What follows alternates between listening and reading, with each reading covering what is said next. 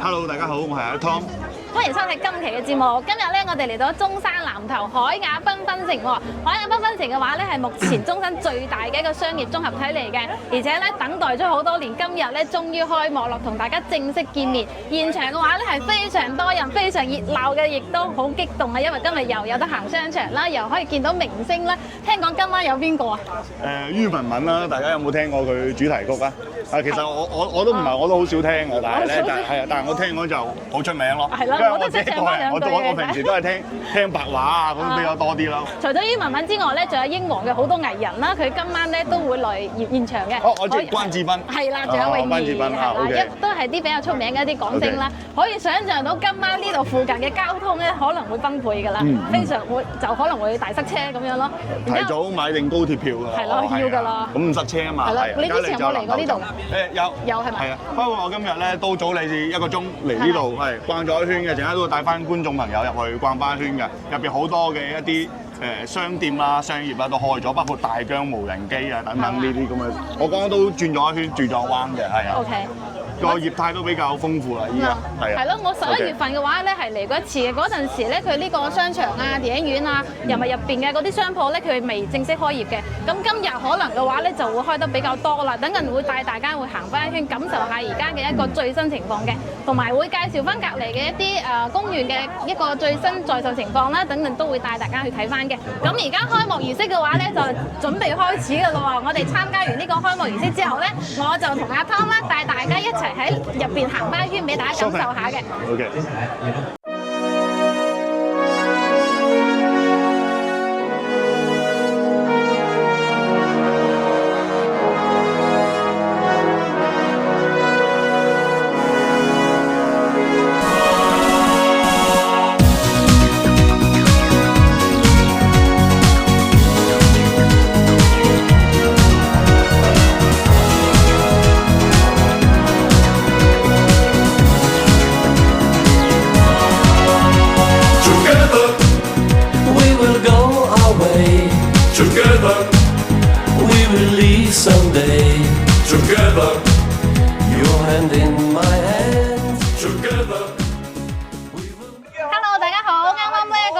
儀式就結束咗啦，非常之盛大，好多表演睇，又放埋煙花啦，睇下地下嘅嗰啲閃片閃靈靈咁。等陣嘅話咧，會補翻一啲空鏡俾大家感受下現場嘅氛圍嘅。咁我哋而家有乜任務咧？我哋而家出發睇下入邊有啲咩商鋪開咗啦。係啦，而家帶大家入去感受一下先。而家現場其實仲有好多人嘅，無論係啱啱嘅嗰啲嘉賓又好啦，因為係住喺附近啲市民都好啦，佢亦都會過嚟呢度湊熱鬧，所以入邊嘅話咧會係非常之多人嘅情況啦。Chris， 你杯咖啡喺邊度攞㗎？喺瑞幸咖啡。哦，瑞幸係。嗰邊咧嗱，真係呢間咖啡瑞幸咧已經可以話取替星巴克咁滯㗎啦，即係遍佈全國啦，全世界都有啊！依家包括我嘅好多香港嘅朋友都講話，依家香港都好似有幾間嘅，係啊。平靚正咯，反正性價比拉滿嘅一個咖啡品牌。依家我哋入到嚟呢個商圈入邊啦，大家可以睇翻啦，蔚來汽車啦、小鵬啊呢一啲新能源嘅新勢力啊，係啊，新勢力嘅品牌啦，同埋呢一邊啦，仲有名創優品嘅，係啊，女仔最中意逛㗎啦，係咪？係啊，好多精品店啊嗰啲，其實好多日常用品喺入邊嘅。OK。有 Benz 啊，喂，等陣拍完條視頻提翻台翻去先。今日咧最早嗰陣有幾個外國嘅一啲車模啦，企喺度啊，嗰種感覺仲正啊，係啊。死啦！我早啲嚟啦，我見到。哇！呢個係咩品牌啊？呢個啊？係啊。呢個我都唔係好知。女仔比較熟啦。呢個我都唔係好知，俾翻個鏡頭佢啦。呢個。咁佢呢度入邊嘅話咧，無論係餐飲食肆又好啦，服飾嘅品牌又好啦，都係非常之多嘅，而且都係一啲國際嘅知名品牌嚟嘅。而且咧，我哋剛剛咧，我最早嚟逛咗一圈咧，我竟然會話發現咧，嗱，大家睇翻呢邊咧，居然有大疆無人機啊，係啊。咁啊，依家喺呢個新媒體時代啦，同埋擁抱我哋新時代咧，講翻就係我哪怕平時喺廣州，包括喺佛山啦，都未必會見到有大疆無人機嘅一個旗艦店啦。咁喺呢一度係開咗嘅。咁剛剛咧我都睇過好多產品啦，依家見到人來人往啊。因為咧我哋依家可能平時做任何嘅一啲產業啊生意啊，就唔可以缺少嘅就係拍視頻啦，係嘛？咁依家我哋睇下前面，哇咁多人喺度搞緊乜嘢啊？喺前邊中庭嗰度應該仲有表演睇嘅。係中庭嗰度。係啊，可以睇下佢呢兩邊嘅，仲有一啲商鋪係裝修緊嘅，就好似 MK 啦，同埋嗰個 Coach 啦，佢而家都係裝修緊。以後嘅話咧，都會入駐翻我哋海雅繽紛城呢一個商場嘅。咁到時你話過嚟行街啊、消費嘅話咧，就非常之好行啦。無論係住喺上面嘅業主又好啦，住喺周邊嘅又好啦，都係非常之方便嘅。我哋行過去睇下有咩嘢睇先。我齋睇呢個鐘數啊，先至係中午時間未到啊！我已經想像到今晚會係幾咁火爆啊！水泄不通啦，因為你知啦，依家啲00後啦，係啊，包括我呢啲00後啦，咁樣咧都係比較遲起身嘅，係啊。咁今晚嚟到呢一度咧，我都要諗好今晚點樣翻去啊！打車係唔實際嘅，係啊。我買定張高鐵票先，一陣可能要記得提我喎，係啊，唔係翻唔到屋企啊！哇，係。誒呢啲係 coser 啊定係咩？係啊。哇！好多靚女喎。呢個係一個大合照，剛剛喺門口做表演嘅一啲嘉賓啦，廣東電視台嘅主持人啦，仲有中山呢邊本土嘅一個醒獅團隊咧，都喺翻呢一邊咧，就叫做做一個大合照嘅。咁中間咧，大家可以睇翻呢個中庭係一個兒童嘅遊樂區。咁呢個咧其實係喺大灣區，包括依家所有嘅商場咧，都會係攞一個咁嘅位置去做啦。咁其實喺中山嘅東區啊、石岐啊，好似我哋平時去嘅 Coco City 啦、大信啦、富日城啦，中間都會擺翻啲嘢嘅，係啊，包括依家準備係聖誕節，係啊，因為聖誕節咧，中間會擺翻啲聖誕樹啦。咁其實咧講翻起啊，喺中山啦、南頭鎮咧，可以咁講啊，因為呢個海雅嘅新天地開放咧，佢係拉高晒成個片區嘅一個商業產品嘅一個定位嘅。因為大家可以睇翻啦，叫剛剛我哋睇到呢邊嘅所有嘅業態啊，包括佢嘅商超啦，同埋佢嘅一啲服裝包括係電子產品嘅品牌啦，都係咧成個片區係最高嘅，係啊。咁可以講翻，咁我哋呢啲片區點解會咁高咧？首先同大家講喺中山南頭海雅呢邊咧，一共有7000戶係已經入住咗㗎啦，而其中咧係超3000戶香港嘅一個街坊嘅，係啊。咁所以咧，大家可以講翻啦，如果你以喺度逛街啊，落到嚟啊，基本上7、8個人就會有一個香港人㗎，係啊，好似翻咗去銅鑼灣啊，喺尖沙咀咁樣㗎，係啊，你平時逛街啊咁樣。同聲同氣文化咯，反正落到嚟嘅話咧，基本上都係講粵語為主㗎啦。咁而家而且咧，我哋南頭咧就講翻就係乜嘢咯？南頭係一個中國家電嘅一個產業小鎮啦，係啊。咁可以咁講，佢係入駐咗有6000間嘅一個產業嘅。咁呢6000間嘅產業入邊咧，係帶有大家熟悉嘅 TCL 啦、奧馬啦、長虹啦等等嘅呢啲超大型嘅品牌啦。咁所以咧，其實呢一部分嘅一個高新科技嘅一個產業園啊，包括佢自己嘅一個員工咧，佢哋居住翻喺呢一度咧，嗰個圈層咧都需要係拉高翻啲嘅。所以咧，其實海雅咧開得正係時候嘅。咁我哋睇翻前面啦，依家前面就係去到一個叫做零售業嘅一個板塊啦。哦，嗰個係英皇蛋記啊！嗰間我中意食。哦。英皇蛋記，英皇蛋記。第一次聽呢個品牌喎。我基本上依家喺其他城市都係要排隊嘅呢隻品牌。佢係咪英皇嗰個娛樂公司嘅產品嚟㗎？我覺得唔係咯，係啊，我覺得唔係咯，係啊。其實如果講英皇兩隻字咧，咁就單單係奶茶啊，或者之前我哋見過一啲私營嘅奶茶店等等啊，都係有嘅，應該都係冇乜關係嘅佢哋。哇！但係好多人喎。嗱，包括呢啲最經典嘅啦，六福珠寶啊，嗱，包括周大福啊，咁樣都喺呢邊係開咗嘅，係啊。咁呢個係成個中國內地啦嘅商場嘅標配嚟㗎，係金鋪啊嘛，係啊，基本上冇2-3間都保底有1間起步㗎啦，係啊。同埋佢有同埋佢有啲好有新意嘅鋪啊，即係唔係好似我哋平時行開嘅嗰種商場齋品牌嘅，佢有好多呢啲比較新嘅玩意商鋪，好似呢間咁，應該係賣潮玩嘅係咪？冇錯。係啊，潮玩相機嗰啲啊。其實我都唔怕大家笑啊！我剛逛咗一圈咧，熟悉嗰啲就有啦，但係唔熟悉嘅都佔咗一半啦。係啊，可能我逛商場比較少啊，我自己叫孤陋寡聞啊，係嗰有啲品牌咧，我都係未見過嘅。呢度有一間好大間嘅化妝品店啊 OK ，Beauty Choice， 入邊應該都係一啲大牌嘅一啲集合店嚟嘅，係啊。等人熄機，我話去行翻一圈先。呢兩個我識，呢啲係 Eddie 啦、Nike 啦 ，OK。Eddie 啦、Nike 啦，嗰度有專門賣 Hi-Fi 啊，賣啲音響唱片機嗰啲喎。哇，其實即係呢個可能我自己唔係好懂喎。啊，就好少見啦。佢依家仲有冇咁嘅市場咧？即係其實我真係 Hi-Fi 喎，即係依個年代喎。唱片機嗰啲。我講緊海雅嘅一個商業綜合體咧，我相信個鋪租都唔平㗎，係啊。咁呢啲咧可能真係情懷大於一切啦。有咁嘅級別嘅老闆嘅，唔係未聽過嘅，係啊。咁啊，應該可能我唔知啫，或者係 OK 嘅，係有盈利㗎啦，係。會有嘅。係啊，希望會，係希望會。而且西興隆啦。佢呢啲唱片機而家與時俱進，其實佢除咗可以放唱片之外咧，其實係可以連藍牙嘅。哦。係啊。哦。佢相當於係一個唱片機嘅形狀啦，但係佢又可以連翻藍牙，比較現代化。即係其實同以前嗰啲都唔同啦。係啊，都有少少升級。Hi-Fi 即係講緊我細個，哇！比較細個嘅時候，我老豆掹兩嚿咁樣擠喺度，又左掟又唔多用咁樣啦。係啊，即係基本上都係過年嗰幾日啦，開嚟聽咁樣咯。係啊，平時。呢度有啲運動嘅品牌啦，斯凱奇啦，對面啊羽絨服啊波司登啦。而家天氣凍嘅話咧，去買翻件羽絨衫着嘅話就啱晒㗎啦。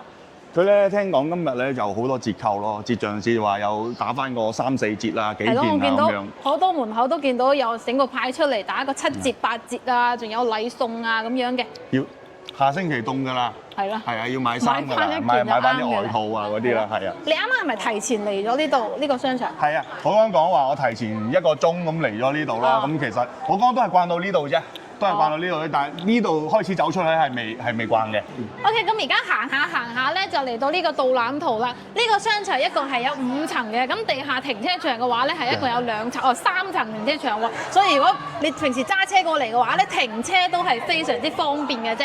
5樓啦係我哋嘅空中花園，等陣都會帶大家去感受一下嘅。有健身房、KTV 啊、影城啊、食飯嘅、行街睇戲嘅一啲地方嘅話咧都會有。5層嘅話咧有排行啊，可能今日會行到腳軟啊。我一陣傍晚時分我要搭呢個啦，係啊，南頭站係啊。2樓呢度咧，佢有寫住一個輕軌站南頭站喎。點解喺商場入邊會有輕軌站嘅站點嘅咧？我今日咧就好需要佢嘅，點解咧？呢一個南頭站咧，我今晚傍晚我直都趕住，我已經買咗票㗎啦，係啊，但係6點班次就翻屋企嘅。咁咧一邊咧通廣佛，一邊通深珠，非常之方便嘅。喺商場啊，落雨都唔使驚啊，直接2樓可以通翻過去嗰邊嘅，相當方便啦。我第一次呢度見輕軌站係可以停喺商場入邊嘅，有啲新奇。咁啊，我哋轉頭都會帶大家睇下咯。係啊，轉頭帶大家睇下。而家就上去睇啦嘛。OK， 我哋而家上去睇下啦。而家就上去2樓睇睇。一般地鐵站嘅話咧，就會比較多起喺商場入邊嘅，但係輕軌嘅話咧，就真係第一次見㗎啦。咁而家咧就帶大家上去睇下佢嘅站點究竟係設計成點嘅先。誒，翻屋企踩下點先。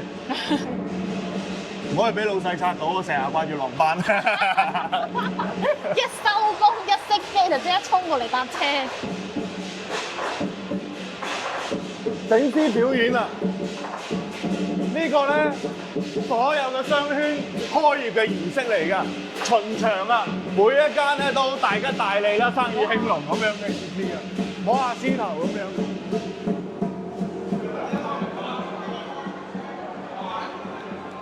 咁2樓嘅話咧，都係非常之多嘅商鋪嘅，行街有耳唇啦，有眼鏡店啦，前邊仲有啲北倉儀品啊。呢個品牌嘅話咧，我係第一次見嘅啫。其實我整個2樓嘅 design 有啲似萬達廣場啊，即係萬達廣場嘅2樓都係類似都係呢啲品牌啊。不過咧，萬達唔會即係可能係相對嚟講少啲耳唇咯。都會係一啲叫做男裝嘅一啲西裝品牌會比較多，雅戈爾啦咁樣，利郎啊等等呢啲嘅。佢呢個位置設計都幾好睇嘅喎，咁樣錯層。咁而且咧，其實就講翻，如果我哋平時一啲業主啦咁樣喺呢一度逛街，咁如果你話2、3樓滿足，即係基本可以滿足到你一個叫做衣服啊或者各方面嘅需求。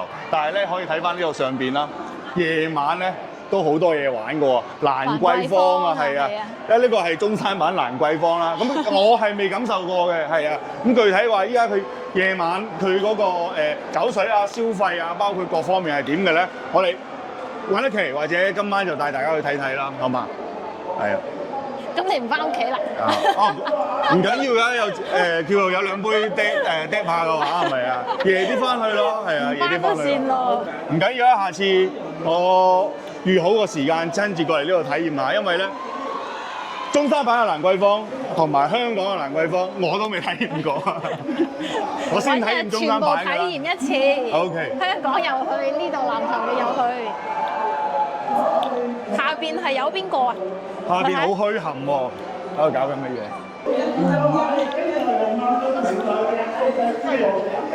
哇！啱啱我就好奇點解突然間圍咗一圈人喺度嘅？原來下邊有英皇嘅藝人啊，洪卓立啦、許靖韻啦，同埋邊個啊？仲見到邊個？泳兒啊，係泳兒。泳兒。仲有一個叫做係，佢依家成日碌抖音都刷到佢嘅，佢翻唱啲歌好好聽嘅。嗰個我反而我一下子記唔得，有時候年紀大咗真係咁樣。唉，總之喺2樓行多圈啦，行到上嚟先見到。係咯。而且我聽講海亞繽紛城嘅話咧，佢好多香港嘅藝人都係選擇喺呢度置業嘅喎。嗯，其實講起呢一點咧，我係大概知道啦。依家買咗海雅嘅業主啦，有我哋嘅家燕姐啦。家燕姐。係啊，佘詩曼啦。哇！係啊，仲有肥媽啦。係啊，肥媽係啊。即係肥媽知唔知邊個啊？知。OK， 即係反正佢係我記得最早碌抖音同埋短視頻咧，佢係嗌晒口號咁話，大灣區一定要翻嚟支持置業，我哋係中國人啊！係啊，嗰個我印象超深刻嘅，係啊，肥媽真係令港人置業大灣區出咗唔少力啊！係啊，冇錯。咁所以其實啊，好多觀眾其實有時候都會問翻咧，點解即係其實如果按照地圖嚟計啊，喺香港咧，其實翻嚟中山啊，無論係三鄉啦、神灣啦、石岐啦、東區嗰邊位置咧，即係屬於南部嘅位置咧，係近啲香港嘅。但係反而咧，南頭係北部片區入邊唯一一個咧，好突出係特別多香港人去置業過喎。咁我之前咧，我根據呢個問題去搜過一下啦。佢話有幾個點嘅。咁首先咧，第一樣嘢咧，咁南頭咧，其實我哋隔離係邊度啊？就係我鄉。廣州係啦，仲有一樣係順德啊，係啊，得就得，唔得就翻順德啊嘛，係啊。咁其實咧，我哋好多香港街坊咧，即係我哋講白話嘅呢一脱人咧嚇，民以食為天啊，食在廣東，因為乜嘢啊？順德提供啊嘛。咁其實香港嘅街坊咧，我哋接觸咁多嘅客戶啊，對食都係好有要求嘅，係啊。咁所以咧，其實南頭同埋順德咧，相較嚟計啦嚇，佢哋等同於飲食文化各方面咧係比較近似嘅，所以我覺得咧，佢哋對呢一度嘅一個文化嘅融入會比較好咯。咁同埋咧，第二點就係我覺得輕軌站好緊要咯，係啊，因為其實如果係你喺南部片區咧，可能你會比較依賴翻一個揸車啊，去或者係直東巴去翻香港嘅。咁但係喺呢邊咧，你多翻一種選擇，就係輕軌高鐵。因為咧講緊啊，我哋直接喺南頭站咧，去到廣州南站，最快嗰班係22分鐘。係啊，20零分鐘廣州南站，再去轉翻去香港西九龍咧，真係個零鐘嘅啫喎。而且咧，大家依家喺中國坐高鐵啊，坐輕軌啊，好舒服噶嘛。係啊，又快，坐得又舒服，可以講話係比飛機仲要舒服㗎。咁我哋而家行下就嚟到咗我哋2樓嘅輕軌站啦喎，但係我見到佢好似有啲關咗門喎。佢遲啲咧，因為今日開業儀式啊，佢大概係2-3日之內咧，佢就會開放翻㗎啦。以後咧就直接係通過呢個門口咧，就可以接駁翻我哋南頭站。無論你去廣州 shopping 啦，去佛山食嘢啦，呢還是係去深圳叫做係參加一啲會展啦，或者翻香港咧，就非常之快，2站全部同你搞掂。可以見到嗰個就係輕軌站啦，非常之近，又就腳又就手。其實呢個位咧係直通翻我哋嘅一個超市嘅彭瑞超市，不過呢個位係拍唔到嘅，陣間補翻啲空鏡俾大家睇翻啦。係啊，彭泰超市吧。係啊。哇！今日講嘢咧，要拉高幾多個分貝啊？因為現場咧，我唔知道入咗去鏡頭之後，大家感唔感受到啊？係好大聲啊！嗰個打鼓啊、敲鑼打鼓嘅聲音啊。佢可能會每一層都行一次。其實我自己依家嘅心情都受呢啲影響埋啊，因為講緊一個口罩之後啦，因為商業係越嚟越冇咁。即係冇以前咁旺盛啦，但係我見到海雅今日嘅開業咧，令到我個人對一個叫做大環境有翻一個比較生脱脱嘅希望啦。因為至少一樣嘢，呢幾年咧，大家對網購嘅依賴啊，同埋會出現翻一個好多商圈嘅人流減少啊呢樣嘢。但係咧，我今日可以睇到啊，其實我哋出唔出嚟逛街，可能係只係使多少少錢啦。但係如果講翻係呢啲大品牌或者細品牌都好啦，佢哋喺度入駐，喺度開一間店，佢哋要承擔唔少嘅成本。係啊，係啊。咁佢哋咁有信心，咁佢哋呢一啲老闆咧，應該都會有前瞻性嘅。我個人係咁認為啊。我哋可能少消費幾次，可能少使幾千蚊咁樣，但係佢哋喺度開間店咧，保底咧嚇幾廿萬、百零萬起步咯，係嘛？所以其實咧，成個氛圍咧，俾我感覺翻對依家未來嗰個大灣區啦，包括依家國內嘅經濟咧，係越嚟越有信心嘅，有信心係。成個人個心態都受翻影響咯，係啊。除咗可以帶起呢一邊嘅一個經濟之外咧，其實帶起呢附近嘅居民嘅一個情緒價值咧，其實都係非常之高嘅。冇錯。因為你就算係唔買嘢，你過嚟行一圈嘅話咧，都會比較開心嘅一種狀態咯。而家嚟到3樓呢個板塊啦，我好耐冇見過咧，開業咧就即刻整個密室逃脫喺度㗎，係啊，因為咧呢一個遊戲有咗咁耐咧，我就係試過玩過一次，仲係人哋請我去，係啊，人哋請我，唔係啊，因為咧，我覺得咧，我唔知我會唔會係有啲幽閉恐懼症啊，因為佢個環境好細，同埋佢有啲主題咧係比較陰暗嘅，係啊，比較陰暗少少啦，鬼片啦，係啊，或者係乜嘢人啦咁樣，所以其實就相較嚟講咧，我就會少玩啲咯。不過咧，佢我個人認為咁啦，市場會有，就代表佢係有需求咯，係啊，應該會有唔少呢啲粉絲嘅，係啊。哇！佢今日呢度打6折喎，請翻你朋友玩。6折，係啊，6折，而且係不限時嘅喎。我睇唔限時。這個玩一次要多少錢呀？一次的話是75一個人，如果是會員的話可以打折。75蚊一個人，就是原價是130。對。所以今日開業嘅話咧，係打咗個6折，就75蚊嘅話就可以玩㗎啦。是不是要組隊的呀？可以，也可以一個人玩。也可以一個人玩。也可以拼。哇！佢好多，喂，我的世界啊喂。是的，是的。上座遊戲啦，哈利波特啦，這個是恐怖的，係咪啊？對，這裡下面2個都是微恐的。我晚上玩完會不會做噩夢啊？會不會睡着啊？就是感覺還是可以吧。可以了，是吧？我只玩過一次，幾年前。因為它沒有 NPC，沒有特別嚇人。沒有 NPC，純粹都是音樂啊，跟你們的氛圍佈置，以及就會設計一些關卡什麼的。對，主要是解謎為主。呢個 OK 喎，其實我未試過㗎，可以揾日帶翻我哋公司嘅同事過嚟玩。新人啊！我喺門口幫你哋看包啦。係啊，我個人就有啲怕地嘅，講真啊，係啊。可以。唔好睇下阿湯咁，好似有少少粗獷大隻咁，點知咁細膽喎？係啊。OK，攞翻先，我們先拍視頻。謝謝你啊！謝謝你，一定會過來的，對，一定會。呢個 OK 嘅喎，團建下一個項目就揀佢啦，不如呢度玩遊戲嘅係咪啊？好似呢一層都係玩遊戲嘅比較多。係啊，而且咧呢啲係屬於自助嘅模式咯，有少少，因為其實依家一般呢啲店咧，佢會揾2個工作人員嚟輔助，其餘嘅都係通過數碼啦，喺美團啦、抖音啦，跟住然之後直接過嚟攞幣，直接自己玩就得㗎啦。係啊。呢個又係小朋友玩嘅。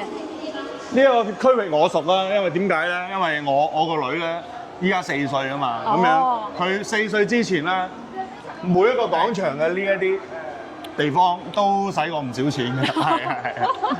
原來係 VIP 嚟嘅。冇錯，所以呢啲3樓啊，呢啲地方咧，基本上做翻一啲嬰兒啦，同埋一個4、5歲嘅小朋友嘅一啲活動空間啦，係啊，同埋係啊，好多嘅業態都係咁樣集中㗎嗱，包括睇翻啦，小朋友最中意嘅雪糕啊、冰淇淋啊，係啊，你有冇食過呢個雪糕？呢個冇喎。啊，我個人感覺咧甜咗啲，係啊。甜咗啲啊？係啊，甜咗啲。佢仲有雞蛋仔。我唔係好中意食甜嘢嘅，係啊。佢仲有雞蛋仔。咁啊，大家依家都關注翻啦，消費啦，係啊。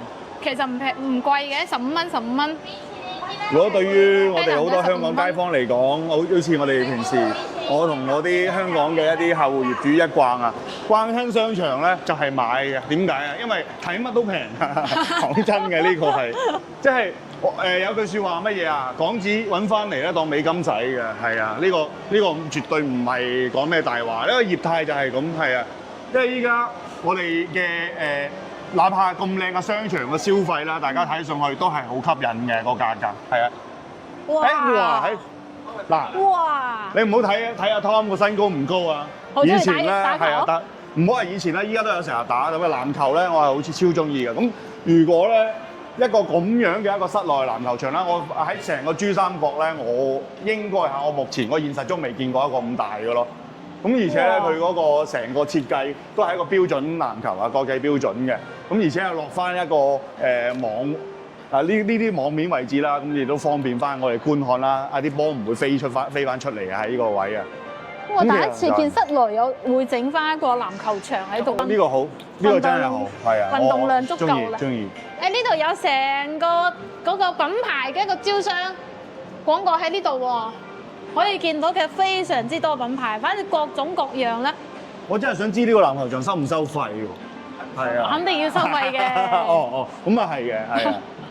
如果唔收費嘅話，真係無敵做慈善啦，海雅係咪 ？OK。佢應該係仲未正式營業㗎吧？卡丁車。哦，係喎。哦。其實咧呢啲卡丁車咧，我之前都瘋狂咁中意玩過一段時間嘅，咁但係就個人認為咧，呢一種喺商場入邊嘅卡丁車，可能就啱小朋友多啲啦。係啊，都好似我哋啲成年人啊咁樣，可能就去翻一啲室外場地啊。喺佛山咧有幾個場地都唔錯嘅。如果想知道嘅街坊可以聯繫翻我嘅，跟住然之後我哋翻去嗰邊睇翻嗰邊有啲乜嘢業態啦。咁其實咧，哇我都比較意外啊！今日第一日開業啫，咁就一啲係代開業。即係入邊嘅商鋪，但係咧，你可以睇翻我哋一直由1樓上到3樓咧，嗰個開業率咧都有超過，即係今日開張嘅依家有60%，但係準備開張嘅可能都已經超過8.5成，其實佢接近9成嘅，佢未開都冇錯裝修緊嘅啫。我11月份嚟嗰陣時，佢全部都未開嘅喎呢一棟，但係1個月嘅時間嘅話咧，就已經全部開晒，開得差唔多啦。可想而知。佢哋嘅進度有幾咁快？4樓到4樓部分就係飲食區域啦。4樓就係餐飲、健身房同埋 KTV， 食飽去唱翻個 K 先。OK。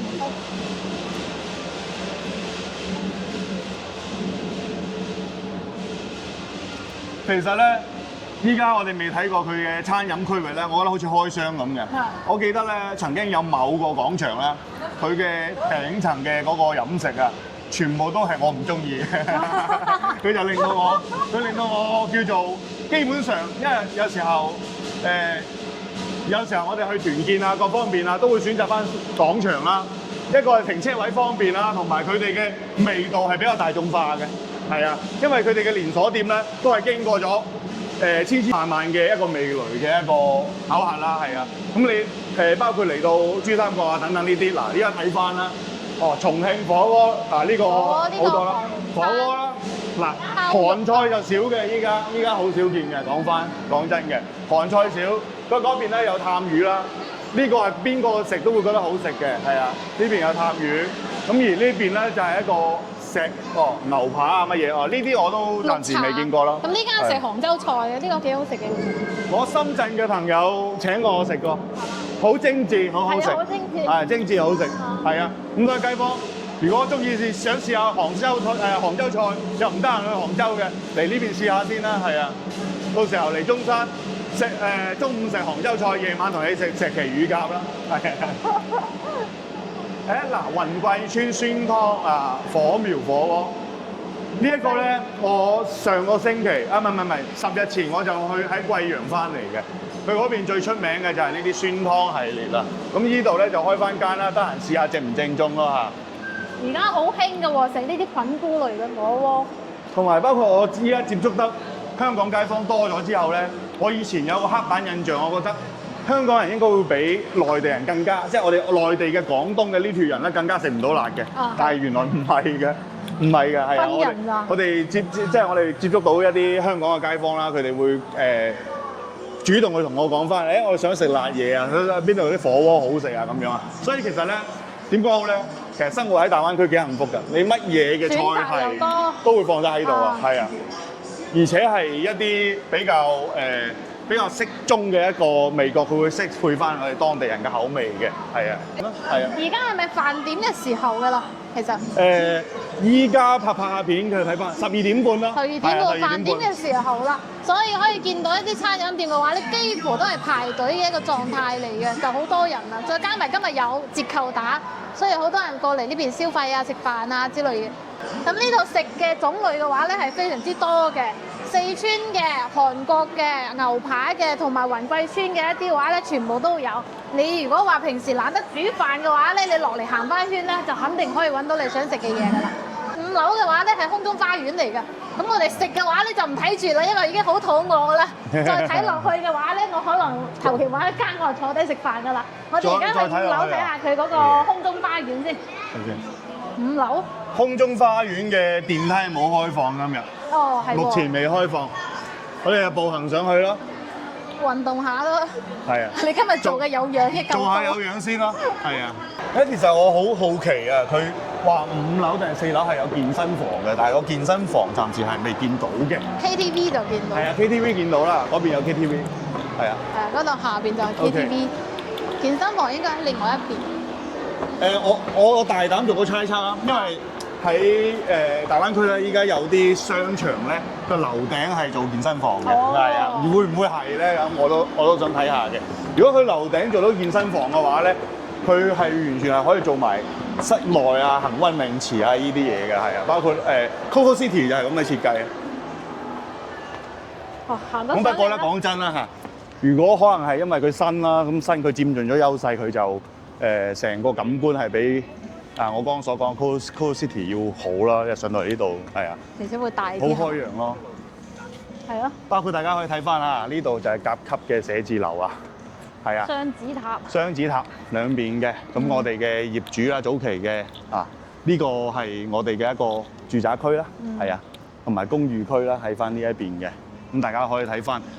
實質喺鏡頭入邊見到嘅距離就係你過嚟嘅距離啦，就係咁近。其實落樓就係撳一下電梯，想食乜都有。唔知有冇經過海雅啦，阿 Christy， 咁就樓下都係好多嘢食嘅已經。係啊，底商嘅話咧係由售樓部一路延出嚟都已經好多嘢食啦。係啊，包括對面嘅自建房嘅村民嘅下邊嘅鋪位租咗俾人啦咁樣嘅。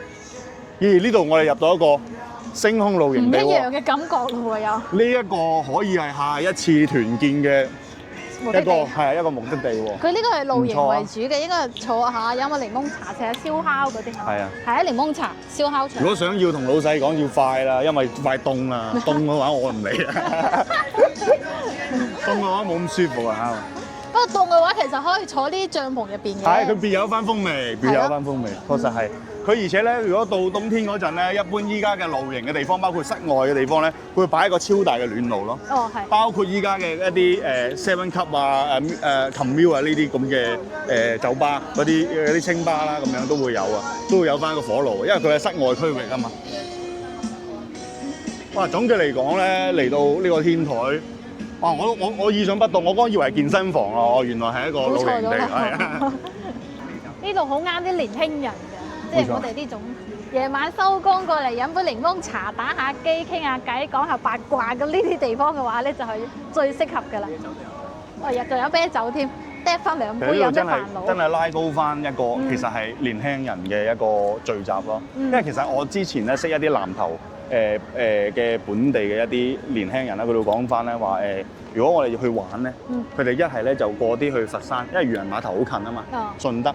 即係其實我覺得商圈呢啲嘢好玄學嘅，佢會年唔年輕化，你入到去就知嘅。即係你無論係一條靠海邊嘅街啊，第一條商業街，第一條夜市，佢完全嗰種感覺一入到去啊，你覺得有啲人，我有啲朋友話入到呢度都唔係我哋後生仔嚟嘅咁樣，係會 feel 到係啊。咁所以咧，其實咧呢一度咧係俾到我咁嘅 feel 啊，歡迎嘅，無論心境定係實際年齡嘅年輕人嚟呢邊咧，咁我絕對可以感受翻喺中山啊叫做南頭一個新年輕化嘅一個商場啦、商圈啦。哇！咁我哋咧而家就感受完呢個商場有幾咁靚、幾咁高級、幾咁國際化啦。咁而家咧12點半噶啦 ，Christian 同埋阿 Tom 咧都已經係咕咕叫噶啦，所以我哋準備去食個飯先。然之後食完飯之後咧，就會帶大家去睇翻佢而家嘅公寓產品嘅最新在售情況嘅。咁我哋就轉頭見啦。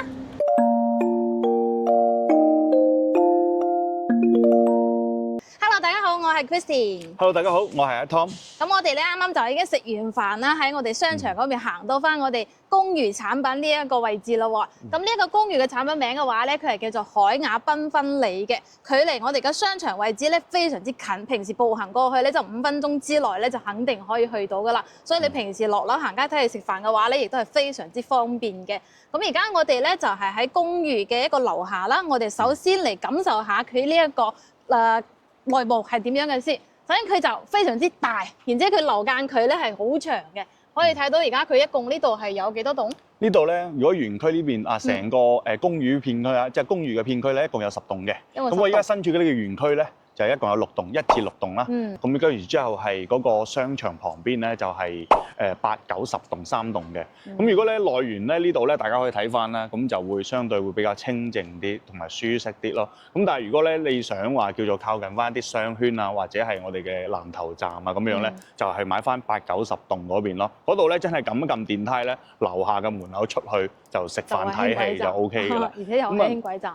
見仁見智咯，因為有啲街坊可能就覺得靠近商圈上邊咧會嘈啲咯。係啊。咁但係就可能有啲比較年輕啲嘅就冇乜所謂啦，覺得我邊度近邊度快邊度舒服啊。包括我曾經都有個階段都係咁嘅諗法嘅，係啊。可能依家唔同咗啦。OK。咁我哋依家可以跟住我鏡頭去睇睇啊，成個小區咧其實。講翻啦，我哋小區有一個地方係要同大家講翻嘅。好多人會覺得公寓咧會唔會好雜啊咁樣啊？首先咧要講翻我哋呢一邊咧，除咗咧叫做香港人嘅一個叫做佔比會比較多啦。其次咧，南頭咧係中國嘅家電之城啦嚇。咁家電之城入邊咧，呢啲人嘅人群嘅收入係比較高嘅，所以咧人群方面大家絕對唔使擔心啦。同埋可以睇翻啦，基本上冇乜話公寓啊呢啲地方咧，開發商咧係會公開翻呢啲咁嘅收費標準啦。即係呢個係所有嘅一啲業主嘅依家嘅一個電費嘅一個公示嚟嘅。咁可以證明翻乜嘢咧？叫做海雅嘅呢個自己嘅團隊嘅物業咧，係做得非常之好嘅。咁大家可以睇翻啦，物業管理就喺呢一邊啦。一入大門就係。係啊。咁海雅呢個開發商咧，其實咧喺中山啦、深圳啦，咁為主戰場啦，佢一共咧開發嘅項目咧係超過咗20幾個嘅，咁20零個項目咧深耕咗都幾十年嘅一個情況下咧，其實咧佢哋會為翻佢哋嘅口碑啊，同埋各方面咧，物業呢方面其實基本上都唔需要去擔心翻嘅，都係會做得比較好嘅，係啊。咁而大家可以睇翻啦，咁一個叫做公寓式嘅一個嘅產品，但係佢係住宅式嘅小區啊，所以其實入到嚟咧，好多人啊之前我記得我帶嘅一啲客戶，佢哋會睇翻話，呢一度係咪住宅嚟㗎咁樣？我話唔係，其實係公寓。佢事實上大家可以睇翻啦，佢無論從外立面啊，同埋佢小區嘅一種設計啦，真係同住宅係冇乜區別㗎。係啊，咁當然啦，點解呢一度佢會 set 咗公寓嘅呢啲產品咧？首先咧就係叫做我哋南頭呢一邊啦，剛剛所講嘅長虹啊、奧馬、TCL 啊，佢哋好多嘅一啲外來人啦，就喺呢一邊係已經定居咗嘅。咁外來嘅一啲高薪嘅一個技術工咧，佢哋咧會將呢一度咧當作係一種叫做第二個家咁嘅啦。如果佢有能力嘅話，佢甚至乎會買喺呢一度。所以咧就衍生咗公寓咧，大家都知道啦，20方、30方、40方乃至50零方都有嘅。咁但係咧呢度咧居然係有70到80方嘅一個產品嘅，仲有百幾方嘅都有，係啊，百幾方嘅都有，冇錯。咁咧喺上我哋嘅示範單位之前咧，咁我哋去感受下去佢哋嘅一個園林咯，係啊，先簡單咁睇睇。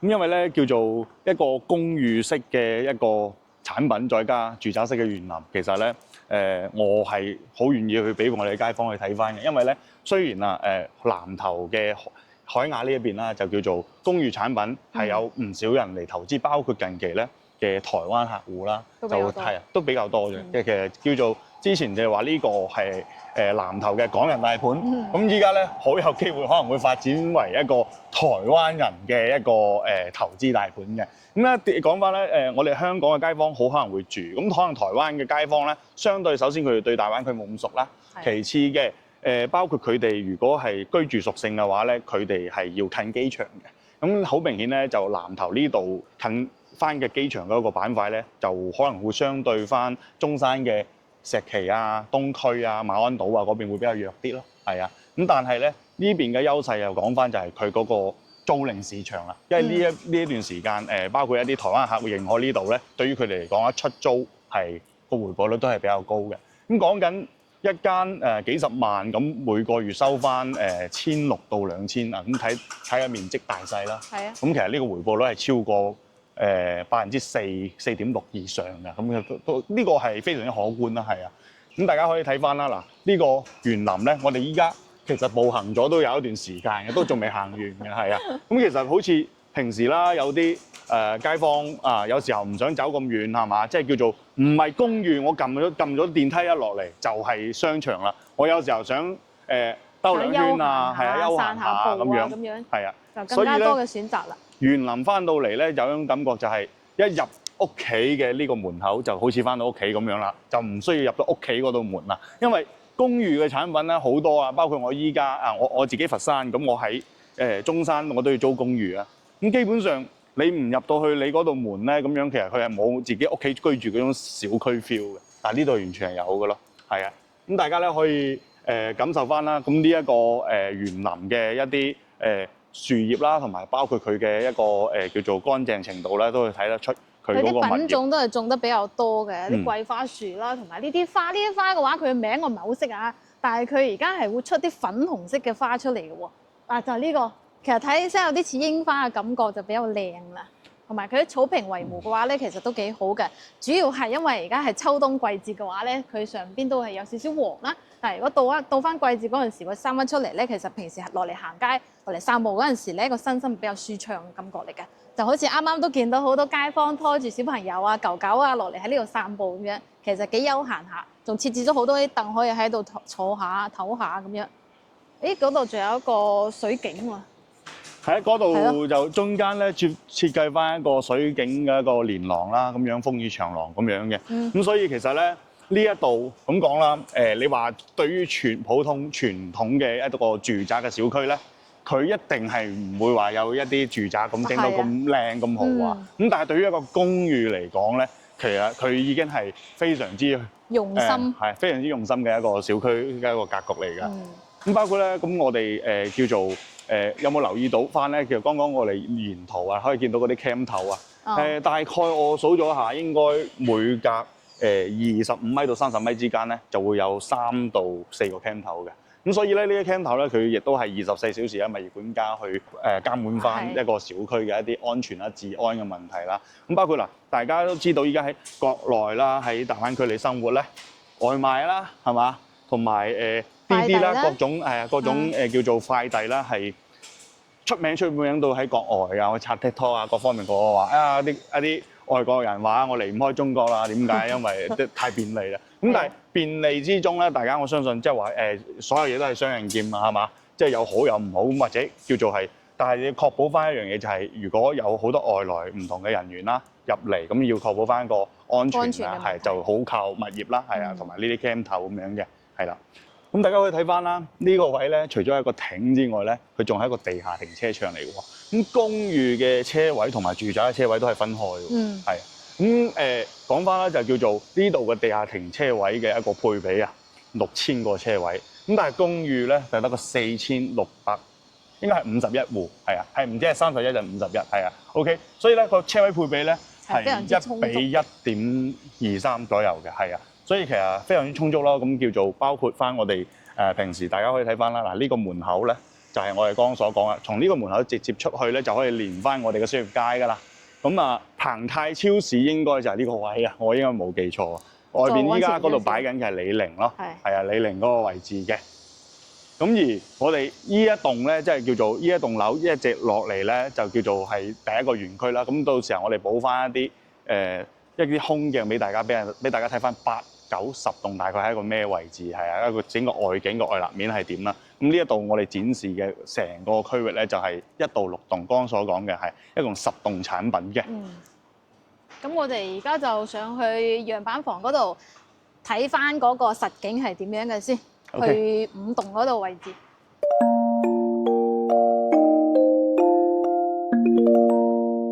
咁我哋咧而家就上到嚟示範單位5棟20樓啦。咁佢係做到咗5梯19戶嘅一個格局嚟嘅。然之後一出樓梯咧就見到我哋嘅家燕姐啦。家燕姐嘅話咧都係我哋海雅嘅業主嚟嘅，可以參考下我哋家燕姐嘅一啲眼光啦。然之後佢呢一個公寓嘅話咧，係積數係做得比較多嘅，冇錯。由39啦做到80幾嘅話咧都會有嘅喎。係。咁我哋而家咧就由細睇到大，去睇個39平方嘅。OK。就係呢邊。呢邊。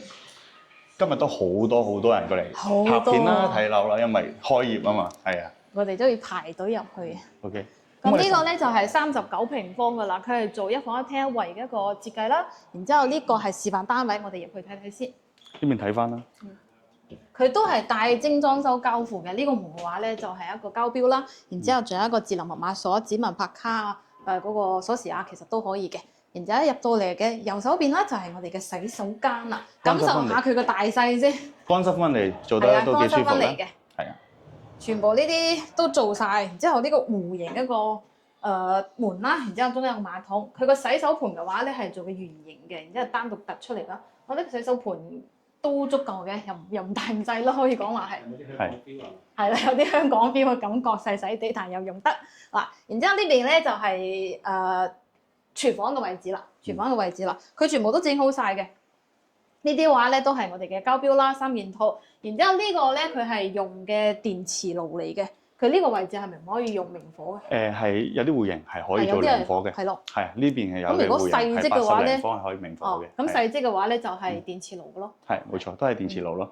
咁其實大家可以睇翻啦，咁跟住然之後翻嚟我哋呢個靜區同埋一個客廳啦，咁佢就係一牆之隔啦。咁喺呢一邊咧就一個客廳咧就開間大概係3米度啦，係啊。咁就叫做作為一個39方嚟計咧，其實都算做得大嘅，因為咧講真嚇，佢係稍稍咁犧牲翻咗佢一個臥室嘅一個空間嘅。咁啊臥室咧其實係唔算大嘅，因為咧你可以睇翻啦，放一張大床之後咧，可能櫃嘅位置咧，大家就要諗係啊諗一啲地方去收納咯。咁大家要諗翻咧，39方咧，可能你最主要嘅用途咧，一個係小情侶或者自己單身自住啦，另外一個你攞嚟出租啦。咁呢部分嘅嘢咧，可能包括床可以置換細啲啦，包括櫃嘅空間可能要做一啲置頂啊或者床嘅底啊咁樣嗰啲部位，會諗翻去其他地方咯。佢呢間房嘅玻璃咧係用咗 Low-E 嘅中空玻璃嚟嘅，所以佢隔音嘅話咧會比較好啲。你就算係臨街嘅話咧，其實都冇咩噪音。我而家企喺呢度都非常之安靜。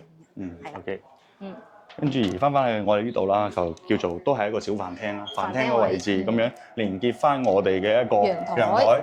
咁其實咧講到露台呢樣嘢啊，咁其實公寓產品啦，好少會有呢一種露台嘅開揚式嘅露台。咁對於一啲可能平時食煙嘅一啲朋友啦，咁樣可能會比較好啲嘅。咁樣因為佢有個陽台，有個開放空間咧，咁佢同室內係隔絕嘅，因為你長期喺室內食煙咧都係唔好嘅，包括對一啲家私啊或者會吸味啊等等呢啲啦。咁大家有睇翻喎，呢一度咧對面嘅一啲已經係早期入住咗嘅，入住率係非常之高嘅，基本上係零入住率啊。可以睇佢嘅晾衫嘅一個陽台啦，同埋一個空調掛外機嘅外立面啊。咁樣樓下咧就講我哋嘅園林啦，園林對翻出嚟咧就係已經係有我哋早期嘅住宅啊，住宅部分嘅一個商業咧，亦係完全開晒㗎啦。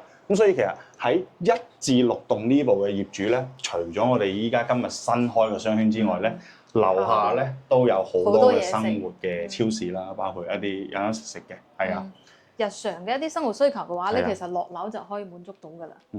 即係多翻一啲選擇咯，係啊！就如果係居喺呢邊同大家講翻呢一邊靠小區嗰邊咧係北向嘅，係係啊，北向係啊。咁而家我哋咧可以睇下我哋嘅南向，係啊，對面南向嘅單位。咁咧佢依個板房咧都係39平方一房一廳嘅。冇錯。其實佢就係一樣嘅格局嘅啫，只不過係朝向唔一樣，都係入門就係洗手間啦，然之後客廳啦。但係呢個示範單位嘅話咧，佢係整成咗一個商業嘅形式嚟嘅，就好似一啲工作室啊、直播間啊咁樣。你如果係有啲創業嘅需求嘅話咧，其實攞嚟啊，唔係買呢啲公寓性嘅話咧，攞嚟做翻個公司啊、工作室啊，其實都唔錯嘅。其實咧，有房俾你瞓覺。依家係喺大灣區啦，好多因為創業成本啊會比較高啦。如果你下臨街旺鋪嘅話，要裝修要乜嘢？但係咧，如果上門公寓咧，依家我哋靠新媒體啦、拍片啦都可以去做宣傳嘅。所以咧，你會留意翻咧一啲比較旺鋪區域嘅一啲公寓咧，美甲啦。仲有嗰個係剪頭髮啦，包括一啲美容啊，都已經係上咗門㗎啦，係啊，因為咧公寓係可以掛營業執照嘅，係啊，咁而呢一度亦都係剛剛同一樣戶型啦，呢邊做咗房間啦，係啊，即係意味住咩咧？一邊開工，一邊都喺呢邊係休息，又可以瞓覺，係啊，即係好符合我哋依家一啲新時代嘅一種年輕人嘅一種生活模式咯，係咯。咁而家呢度睇又話，其實咧講真啊，景係靚嘅，真係靚。景又唔一樣咯喎。呢個南向比較開揚啦，咁望住我哋嘅雙子星甲級寫字樓啦。咁其實咧講翻就係我哋住宅區呢部分咧，就佔咗20零方，因為成個寫字樓啦、商業啦，加埋我哋嘅公寓等等嘅所有嘅板塊係120萬方。咁樣咧，而我哋依家可以睇到嘅位置咧，就係叫做商業。我哋剛剛喺嗰度過嚟嘅。係啊，上邊飲檸茶嗰度啊嘛，係啊，我仲話嗰度冇健身房嘅咁係嘛，咁陣間補翻個空鏡啦，我知道喺邊啦，係啦，咁然之後咧，大家可以睇翻遠處咧，剛剛我哋依家賣緊嘅係4棟同9棟，咁其中9棟咧就係嗰度中間嗰棟啊，8、9、10嘅，咁大家咧從依家呢個位可以睇到啦，佢有啲咩優勢咧？冇錯啦，一落樓咧就係商場，係就係商場啦，你就咁撳電梯啊，外賣都懶得叫啦，講真啦，好嘛？咁然之後咧。係啊，但係有一個可能就叫做劣勢啦，就係可能旁邊咧就係一個輕軌站啊。咁咧輕軌咧，我唔知大家有冇聽過輕軌經過嘅聲係點啊？係 V 咁樣嘅。咁當然啦嚇，輕軌嘅運行班次咧，佢係冇通頂嘅。基本上夜晚7點零8點鐘就冇㗎啦，咁所以咧其實喺休息時段咧都唔會俾有噪音影響到嘅。咁而相較咧就算怕噪音嘅朋友都好，我哋嘅膠標咧剛剛講翻係乜嘢？全部都係 low E 嘅玻璃。係啊，low E 嘅玻璃就係隔音係非常好嘅。咁咧大家可以睇翻外邊輕軌站隔離就一條高速啦。阿Tom 阿華仔成日要走嘅。我翻佛山要走，我翻工都要走。我哋成日去口岸接客啊，都要通過呢條路啦，去一邊係接翻深中，嗰邊係深圳、珠海同埋中山主城區啦。咁另外一邊我屋企嗰邊就係佛山同埋廣州嘅位置嘅，係啦。咁包括咧，樓下嗰個話咧就係有2萬平方嘅一個體育館啦，佢而家仲係建造緊嘅。咁後期嘅話起身，咁就更多可以去嘅地方啦，應該都好快起翻。哇！體育館，如果論係一個體育館嘅話，呢個體育館真係我好難想像入邊有幾多種項目，係有幾多項目㗎，係啊。咁然之後呢個積嘅話咧，就係39平方咧，房一廳嘅一個設計啦。咁價錢咧亦都係非常之靚仔嘅喎。冇錯，係啦。39方咧，最低嘅一啲價格咧，可以做到係36萬啦。咁高少少嘅就問住40萬就可以攞低㗎啦，係啊。而且呢度嘅話咧，佢係有低首期活動嘅喎，首期咧5萬蚊你就可以上車㗎啦。咁對於一啲年輕人嚟講又好啦，香港啊、澳門啊、台灣嘅一啲想要投資嘅人嚟講嘅話咧，都係一個非常好上車嘅一個單位嚟嘅。首期5萬蚊就可以搞掂啦，包埋你全屋嘅精裝修嘅。咁啊，而家呢個咧就係39平方，然之後我哋而家睇翻個大少少嘅54平方嘅先。OK。咁而家我哋就嚟到咗54平方啦，做到一個2房2廳1衛嘅一個戶型嚟嘅。呢間嘅話咧就會比39平方嗰個大啲，住起身咧亦都會舒服啲嘅。然之後入到門咧，我哋嘅右手邊佢係廚房嚟嘅。交標嗰陣時佢係有一埲牆隔開，咁我哋開發商嘅話咧，佢係打通咗，顯得成個空間其實係更加之闊落嘅。咁廚房嘅大細嘅話咧，其實你話2個人住咧完全足夠啦。星盤都係交標單星盤嚟嘅。然之後喺呢邊。佢呢個積嘅話咧，都係唔可以用明火，都係用嗰個電磁爐嘅。交標個品牌嘅話咧，就係老闆嘅一個品牌啦。然之後呢個位置又整咗一個櫃，可以放下平時嘅一啲生活用品咁樣嘅。咁客廳位置嘅話咧就比較大咯，呢個比起39平方嗰個嚟講嘅話，然之後呢個應該開間有幾多？呢度嘅開間啊，如果單論肉眼睇嘅話，絕對係超過4.2米。哇，50幾平方，4米嘅開間。1、2、3、4，我一個腳步80，差唔多4米，4米度。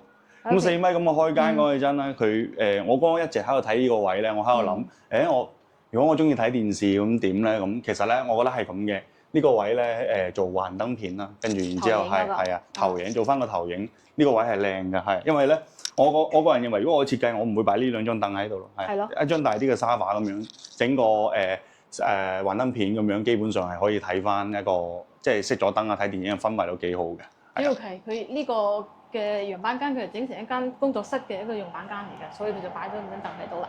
然之後陽台位行出嚟感受下先，勁大！我未睇過一間公寓嘅陽台，佢整成咁大嘅，好似一間房咁大啦。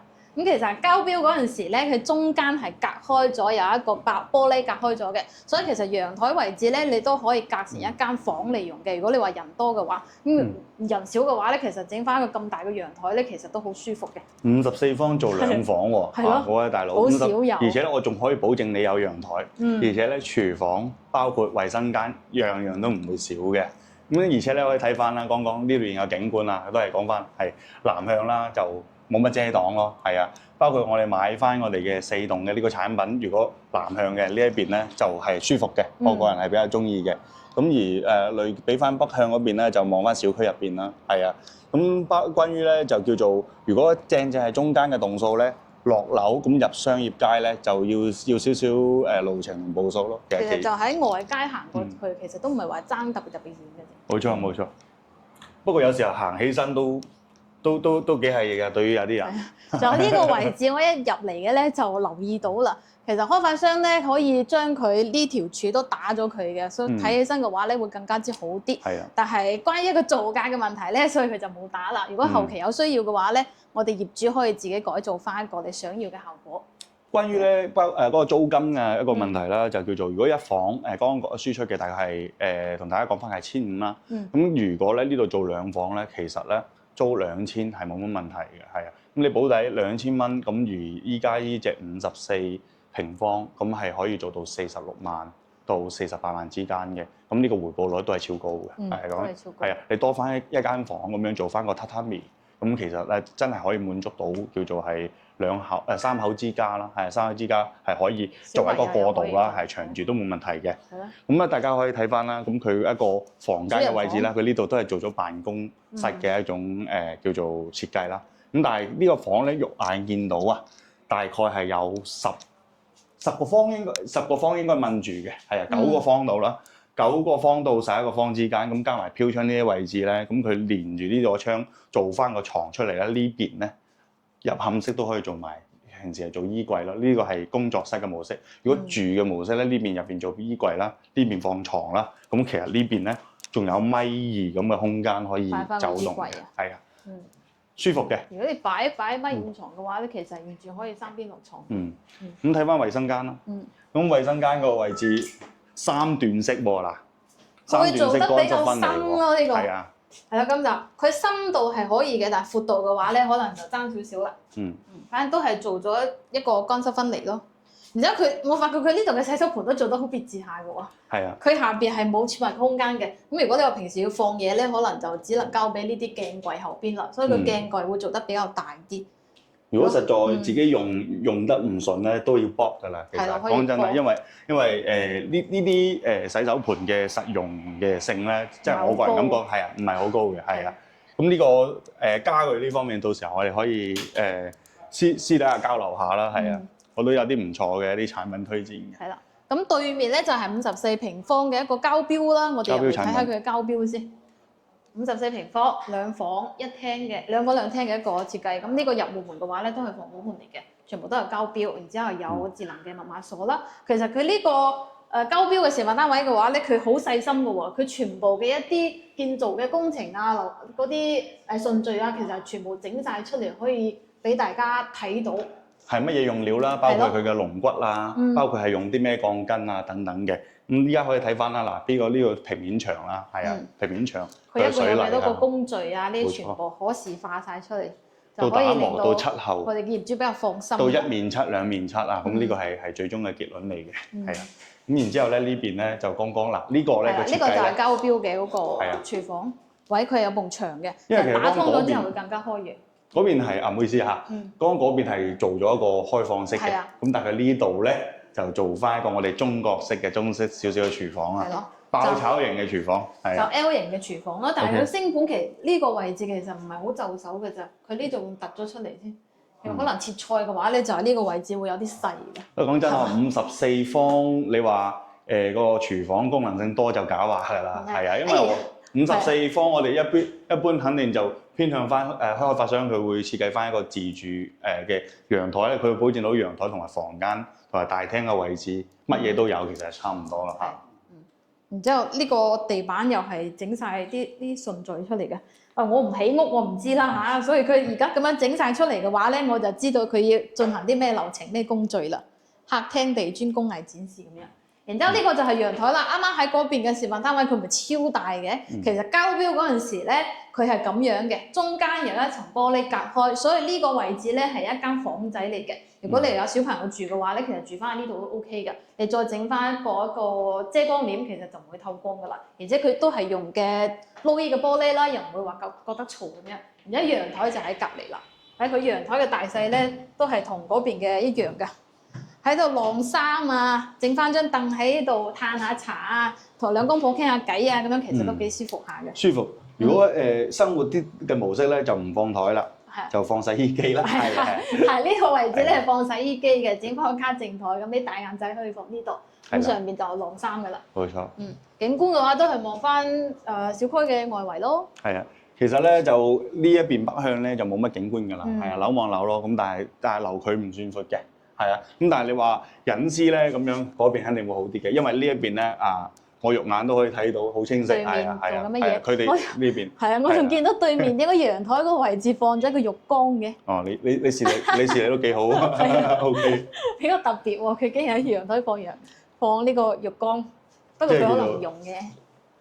依家呢個時代放喺陽台放浴缸係嘛？大膽，只能夠講大膽。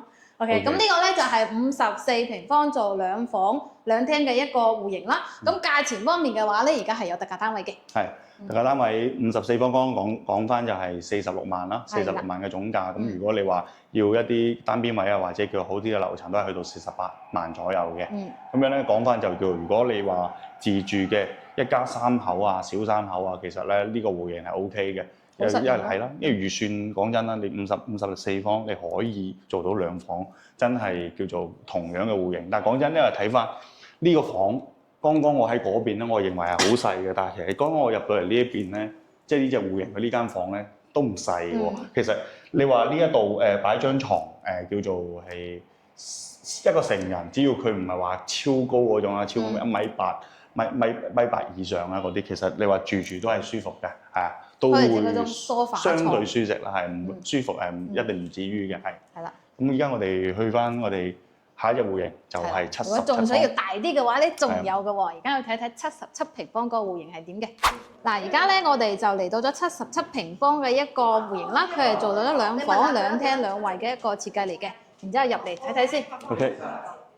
入到嚟就係我哋嘅飯廳啦，飯廳位佢就放咗2張凳嘅啫，其實佢空間感嘅話咧，係完全可以放到一張4人台咧，係完全足夠嘅，就夠細闊落噶啦。你後邊仲可以整翻一個餐邊櫃嘅話咧，都 OK 嘅。呢度放圓台實用啲喎。係咯，放圓台實用啲，可能示範單位想顯得高級啲啊，好似西餐廳嗰種裝飾咁樣。係，然之後對住過嚟咧就係廚房啦。呢個廚房會唔會整得長啲、大啲，同埋係啦，放嘢嘅地方咧，亦都會大啲嘅。然之後77平方嘅話咧，有冇發現佢係可以明火嘅？啱啱睇嘅嗰2個積咧，全部都係只能夠用電磁爐嘅啫。咁有明火嘅話咧，平時煮啲比較油煙大啊嗰啲餸嘅話咧，其實都可以嘅。然之後佢呢個廚房仲唔係黑，佢係有個窗嘅。你平時可以打開呢個窗咧，空氣流通性會更加好啲。星盤都係用嘅雙星盤嚟嘅，然之後星盤嘅話咧，佢係膠標，同埋牆邊嘅嗰啲櫃啊、呢啲抽油煙機啊，全部都係膠標嚟嘅。然之後客廳位置啦，就係呢度啦。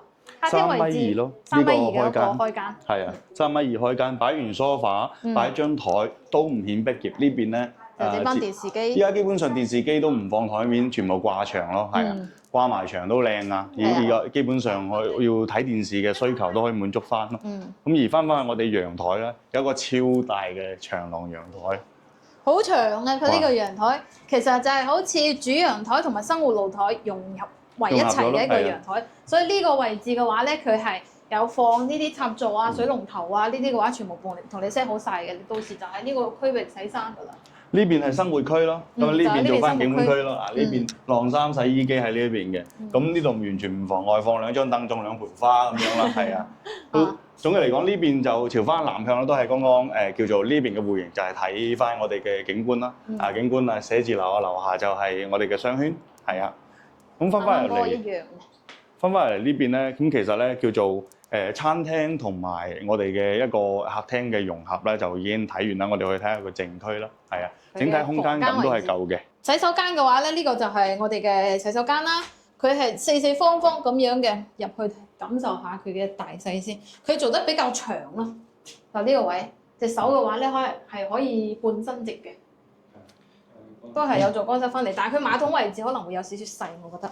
你睇可以感受下，即係關門嗰陣時嘅話咧，可能就唔係好就腳啦。而且係推拉門咯。係咯，係啦，整翻推拉門嘅話，可能會好啲啊。即係呢度呢個位置就唔會話頂住。包括呢個位我都需要整翻推拉門。係啊，呢個要整翻推拉門會好啲。因為叫做馬桶位同呢個叫做係洗手盆嗰個位置係正對嘅。我個人唔知點解喺感官上係怪怪地嘅。係。而且佢有個鏡可以睇住你上廁所。係啊，OK，自己上廁所可以照住鏡。係啊。入到嚟翻呢個係其中一個叫次臥啦。係啊，次臥呢一度咧，我剛剛咧我睇交標嗰陣咧。呢個主人房。哦，好嘅。咁我哋入到嚟，我哋嘅主人房呢個位置咧，大家可以睇到啦。依家係大概下午4點鐘啦，差唔多4點鐘，開陽嘅。今日冇太陽㗎，你可以睇到冇着燈，其實採光都靚嘅，係啊，都靚嘅。咁而且咧做咗床之後咧，呢度旁邊啊做完櫃呢兩邊咧都可以做到三邊落床嘅，三邊落床啊，基本上嗰個空間感係絕對夠。佢呢個床已經係 king size 嘅床嚟嘅，佢前面仲可以放翻2個床頭櫃添。冇錯，所以佢呢個位置依家耐咗咧，住耐咗，床頭係放咗啊，清潔超級麻煩。係啊，我依家我自己間房都係咁樣嘅，即係叫做2個床頭櫃一擠啊，你放得細嘅都還好，如果放啲稍微大啲嘅，哇，清潔嗰陣真係噩夢啊！係啊，可能會越放越多嘢添。係啊，其實咁啊飄窗位咧，其實好好利用翻啦，嘅可以叫做係啊，即係包括整張墊啦，放一啲書架啊等等呢啲嘢咧，可以做翻佢係啊。我覺得呢個空間唔好浪費嘅。係啊，好嘅。咁呢邊仲有隔離就細房仔咯，細房仔可以作為客房啦、兒童房啦，其實都 OK 嘅，會細分少少。主要係佢呢張床擺得好大嘅，佢細房但係擺嘅係 king size 嘅床嘅話咧，可能就只能夠做到兩邊落床嘅啫。然之後呢度咧就整咗一個衣櫃啦。我而家先睇到佢呢個開關嘅交標嘅話咧，係用嘅西門子嘅，都係一啲國際嘅大品牌啦。然之後呢度有個窗，呢個窗會稍為細翻少少，影唔影到啊？呢個窗會稍微細翻少少，咁佢個採光度嘅話咧，亦都係會差翻少少嘅。冇錯。而且咧，佢呢一間房咧，即係佢作為一個次臥77方咧，我覺得只能夠用夠用2個字啦，係夠用2個字。咁但係咧，如果你話77方但係佢嗰個總價都係低嘅喎。咁你話77方咧，佢嘅一啲特價單位咧係可以做到60萬出頭嘅啫。所以咧，其實咁樣60萬攞低個單位，咁好似又 OK 喎，70零方係咪啊？咁因為77方對於好多嘅公寓產品嚟講，首先冇呢種選擇啦。係啊。咁你基本77方依家喺差唔多地段攞低一個住宅嘅產品，2房嘅，基本上都total 加埋裝修都要75萬左右嘅，係啊。咁所以咧，其實買到呢一度嘅雖然係公寓產品啦，但係咧你樓下咧確實就係所有接近100萬方嘅配套喺你樓下啦，跟住然之後城際輕軌亦都係你自己屋企屋苑隔離嘅，咁所以其實講翻就係攞呢個價，其實買到呢啲嘢，我都會有一定嘅受眾群體，包括你嘅租客，係啊，77方咁可能計起翻嗰個回報率會低啲咯，咁但係咧你大啲咧租翻個2200、2400都係冇問題嘅，而且咧同樣嘅一個位置啦，如果你話77方，我租平少少，會唔會多人租啲咧？會嘅，係啊，我自己就會啦。咁當然啦，如果你個拉差唔大嘅77，我覺得主要都係攞嚟自住會好啲咯。係啊，住起身更加舒服啲。咁其實咁我個人認為啦，我總結翻就係叫做今日咧睇咗呢3隻戶型咧，我同咁多位街坊咧推薦翻就係叫做之前咧南頭嘅海雅呢邊咧，好多人會話佢係喺南頭站隔離啊，而且咧周邊嘅一啲基本配套係有嘅，但係你話個配套唔會話多到令到好吸引佢要買喺呢一度，因為咧佢哋講咗好耐嘅一個商圈啊商場一直都係未開業嘅，等咗好多年其實。我今日咧即係親身去由早上啦，我哋一齊去睇佢嘅開業式啦、開幕式，同埋見到個商圈1樓至3樓至到去空中花園，佢個入住率同埋佢個商場嘅氛圍咧，我認為係我要俾個 like 佢嘅，因為點解咧？因為其實依家呢個市道啦，你話要將咁多一啲咁大型連鎖嘅商超聚集埋一齊，佢首先開發商要有實力，其次呢個地方一定要有一定嘅承托力嘅。咁所以咧，其實講翻就係呢個位置咧，其實依家之前唯一嘅一個叫做係好多人詬病嘅缺點話佢未有，因為咧呢個係可以理解咁多嘅街坊嘅，因為咧大家經歷過樓市咁多啦，以前好多叫做話講嘅同做嘅唔一樣，但係依家咧個結果係乜嘢咧？呢個超幾十萬方嘅商圈已經係做咗出嚟啦，歡迎你親身自己過嚟去睇下跟 Christy 跟華仔帶你去逛一逛呢個商場，搭一搭我哋嘅南頭，感受下呢一邊南頭鎮嘅一個叫做輕軌站啦，去珠海中山、深圳有幾咁方便，往翻去廣佛方向20分鐘到廣州南站有幾咁方便，因為講真啦，依家好多包括我一啲客戶去同我傾翻啦，就係話好關注一個高鐵線嘅走向嘅，咁大家都知道南頭站接駁翻廣州南站咧就20零分鐘啦，廣州南站咧係乃至係全世界最大嘅一個交通樞紐嘅軌道站嚟嘅，咁基本上喺中國咧，你去到你嚟到廣州南站咧，你想去邊度都方便㗎。係啊，包括唔止係城市同城市之間啦，跨個省乜嘢桂林啦、貴州啦、重慶咧，講緊都係三四個鐘，呼一聲咁就到啦。係啊，咁講真啦，依家好多街坊退休養老求乜嘢玩啊嘛，係嘛？成個中國大好河山咁一站高鐵唔使下下要等飛機要又飛機咧唔係話冇好處，但係即係太遠嘅距離都係要坐飛機。但係高鐵咧基本上喺中國長江以南嘅位置，我都建議你坐高鐵。係啊，舒服啊嘛，你買個一等座或者商務艙瞓住咁樣舒服，一路咁樣去旅遊超正嘅。咁所以總結咧，其實叫做無論交通啦，生活配套咧直頭拉滿晒啦。係啊，咁包括咧依家嘅戶型咧都係比較靈動性嘅，即係細至39方大至77方。咁呢個戶型階段咧，亦都係市場流通性啦，包括出租率啦，都係比較高嘅。我個人認為都係值得推薦嘅，大家值得大家過嚟睇下。係。